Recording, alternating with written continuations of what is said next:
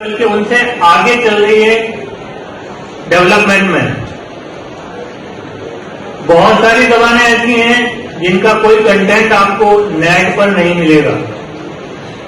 आप इंटरनेट पर उर्दू में गूगल में कुछ भी लिखिए, आपको हजारों लाखों साइटें उर्दू की गूगल निकाल कर देगा। आप गूगल में वॉइस सर्च उर्दू में करना चाहते हैं, गूगल आपको फैसिलिटी देता है, आप वॉइस सर्च उर्दू में कर सकते हैं।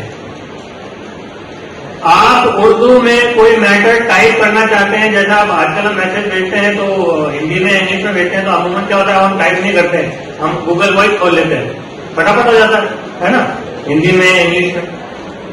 उर्दू कहाँ पीछे है।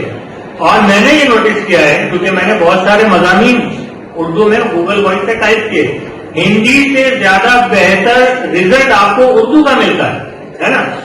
तो उर्दू में आप वॉइस टाइप कीजिए, उर्दू में आप सर्च कीजिए, लिखकर सर्च कीजिए।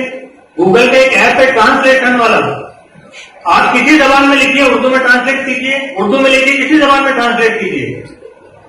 और इसी ट्रांसलेशन ऐप में एक बहुत अच्छा फीचर और है, आपको कोई भी टेक्स्ट मैटर लिखा हुआ है कहीं किताब में या आपने हाथ से लिखा है, आप चाहते हैं ये टाइपिंग में आ जाए मेरे पास सॉफ्ट में, स्कैन करने का ऑप्शन है। इतना बेहतरीन ऑप्शन उस ट्रांसलेशन वाले ऐप के अंदर है कि मान लीजिए आपको किताब के कोई नोट्स टेक्स्ट मैटर में कहीं भेजने हैं या आपने उसको एडिटिंग करनी है, आप खाली उसको स्कैन कीजिए, ओके कीजिए, वो जो पेपर प्रिंटेड है वो टेक्स्ट मैटर में आपके सामने आ जाएगा।